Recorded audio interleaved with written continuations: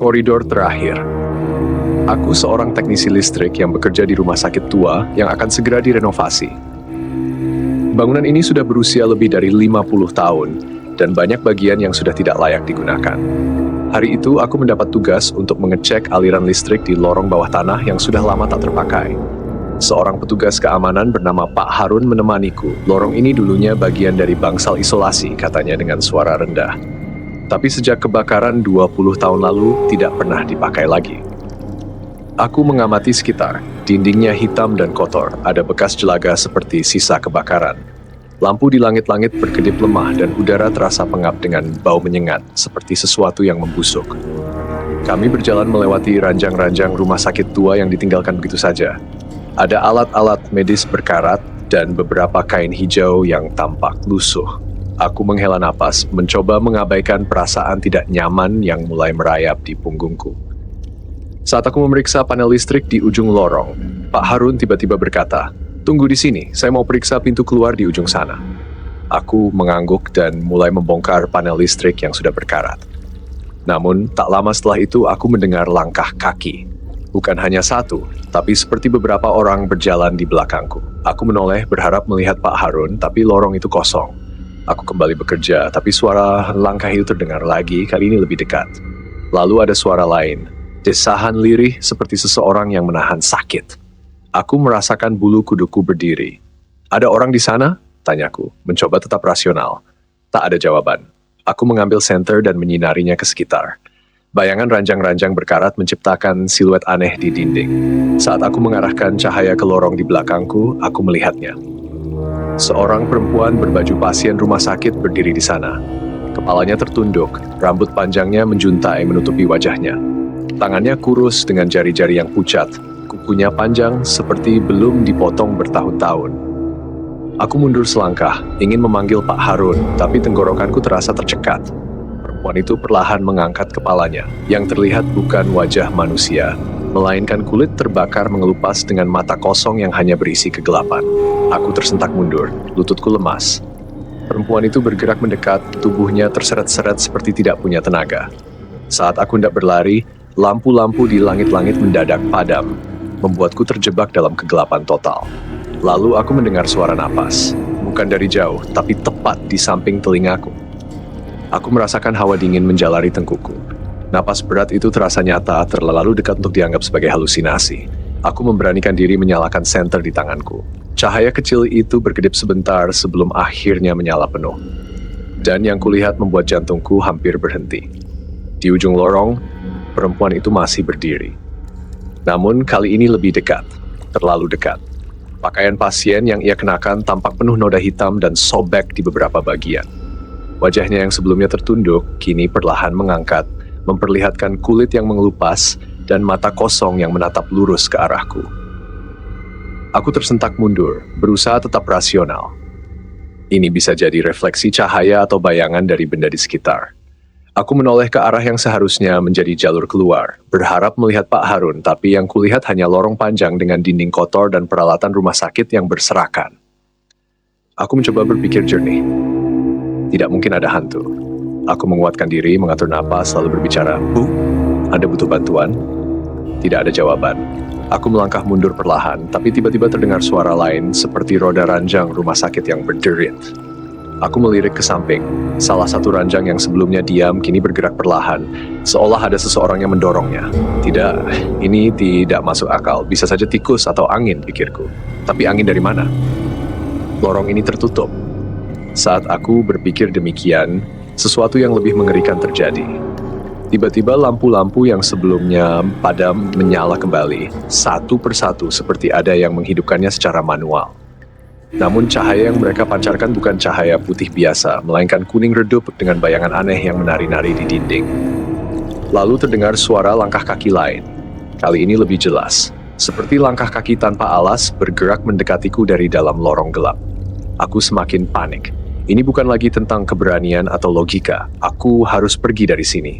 Aku berbalik dan berlari ke arah pintu keluar, tapi tiba-tiba langkahku terhenti.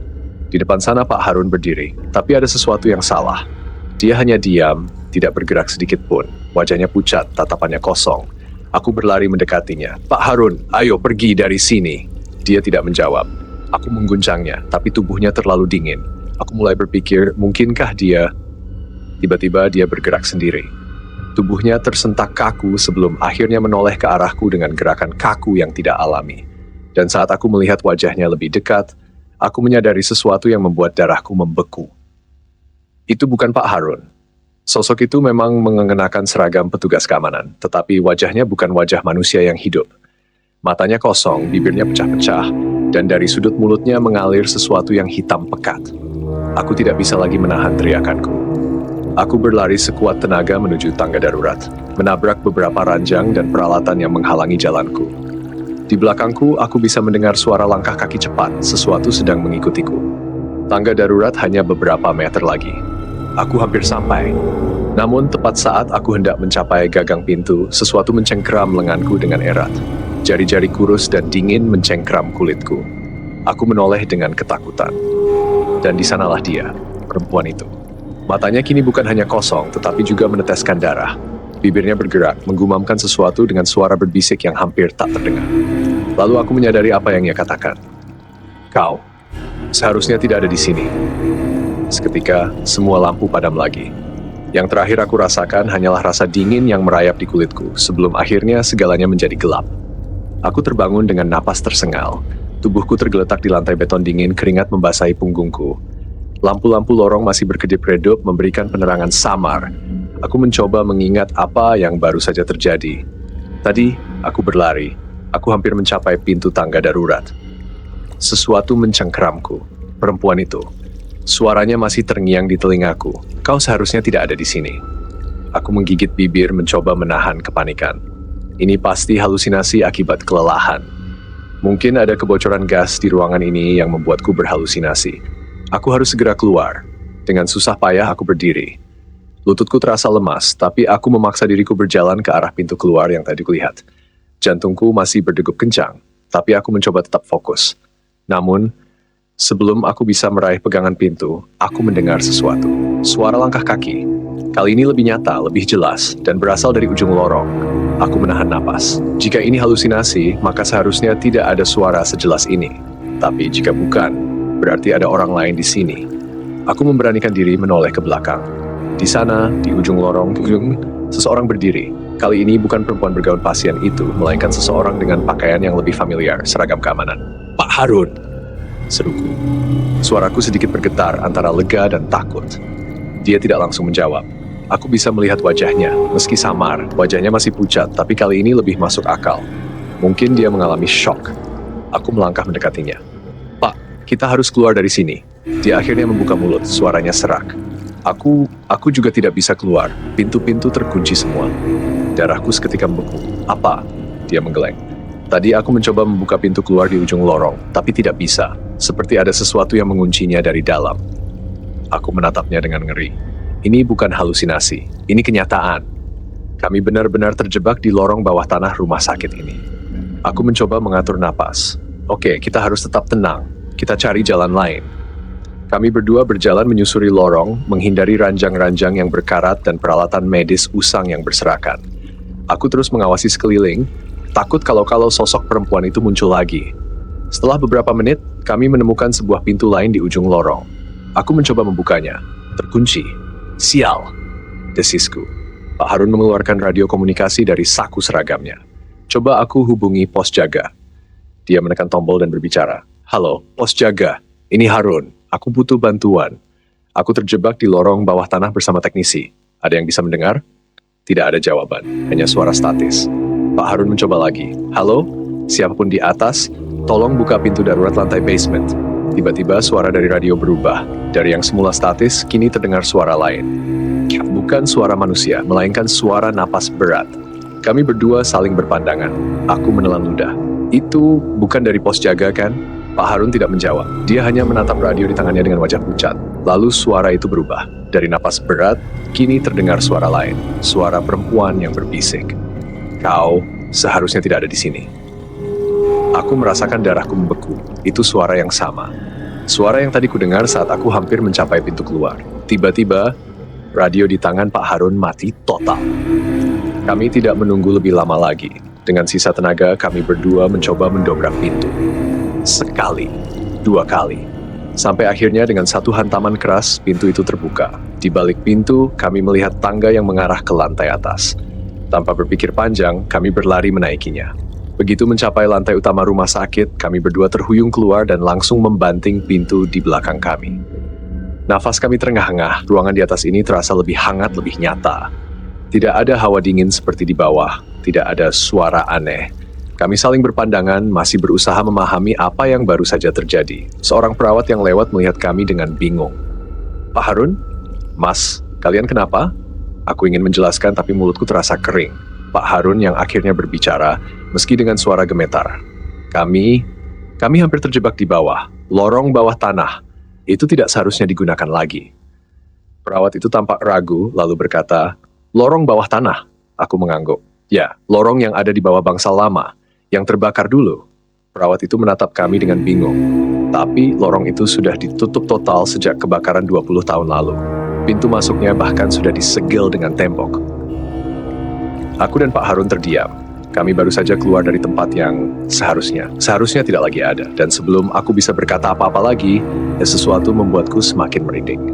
Dari radio komunikasi Pak Harun yang sudah mati, tiba-tiba terdengar suara pelan, suara napas, lalu suara perempuan itu lagi. Aku masih di sini. Setelah suara itu terdengar dari radio komunikasi, aku dan Pak Harun membeku di tempat. Perawat yang berdiri di dekat kami tampak bingung, tidak menyadari ketegangan yang menyelimuti kami. Aku menatap Pak Harun, berharap dia punya jawaban, tapi wajahnya sama pucatnya denganku. Tangannya gemetar saat ia melepaskan radio dari genggamannya dan meletakkannya di lantai. Kami berdua mundur selangkah, seolah takut benda kecil itu tiba-tiba bergerak sendiri. Perawat itu akhirnya angkat bicara. Pak Mas, kalian baik-baik saja, kalian pucat sekali. Aku ingin menjelaskan, tapi suara di radio tadi membuat pikiranku kacau.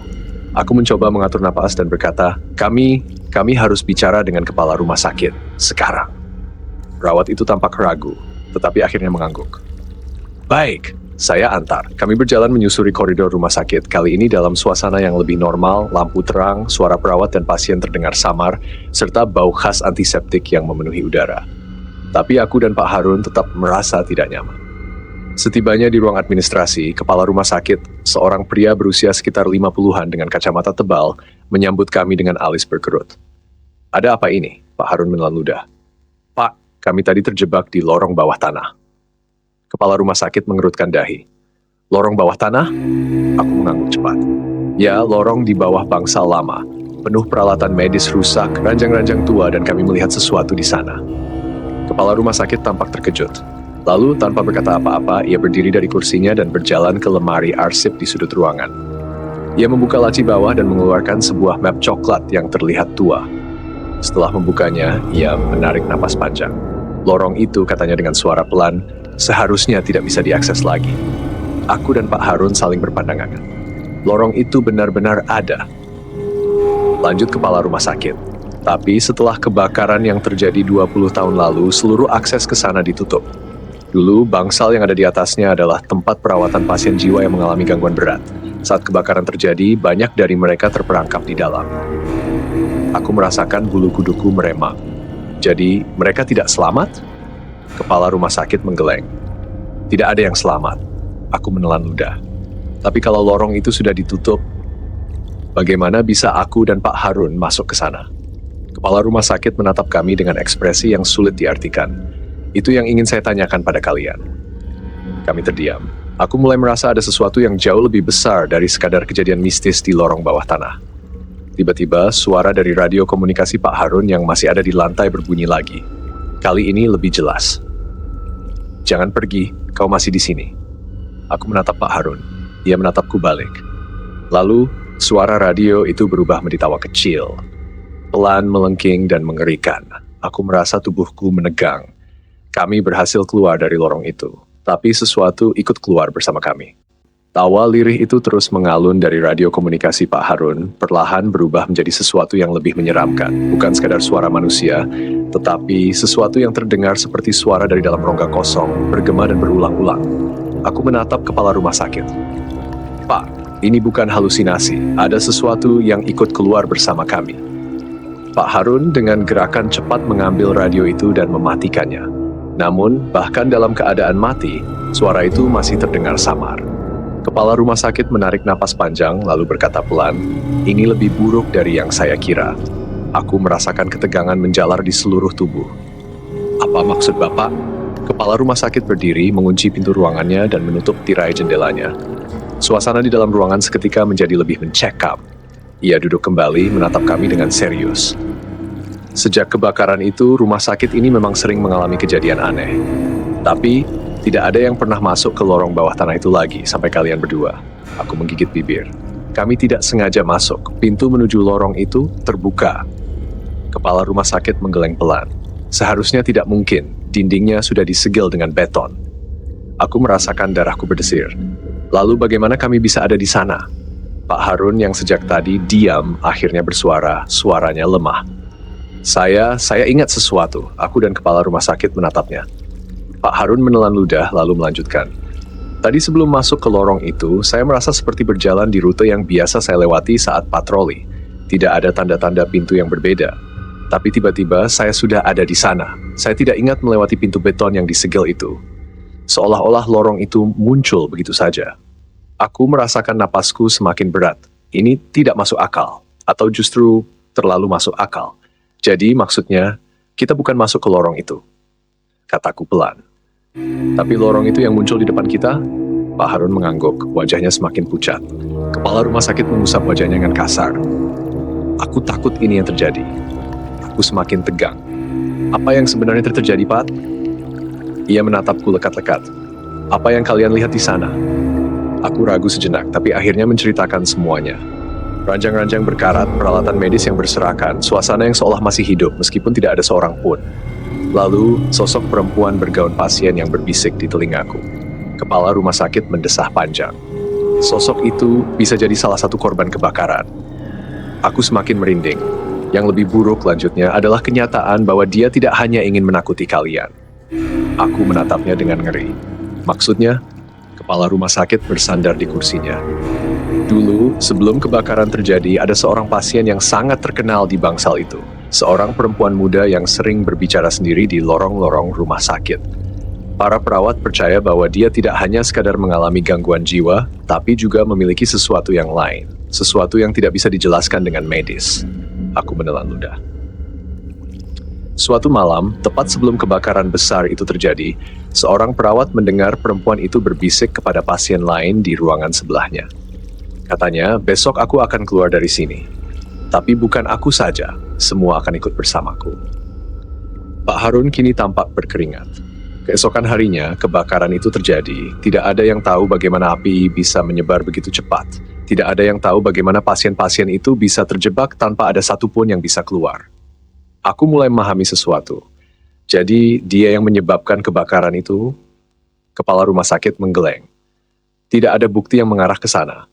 Tapi satu hal yang pasti, setelah kejadian itu, beberapa staf melaporkan mendengar suara bisikan di lorong-lorong kosong rumah sakit ini.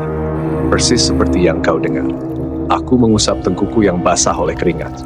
Kalau begitu, apa yang harus kami lakukan? Kepala rumah sakit terdiam sejenak lalu berkata, "Aku harus memastikan sesuatu."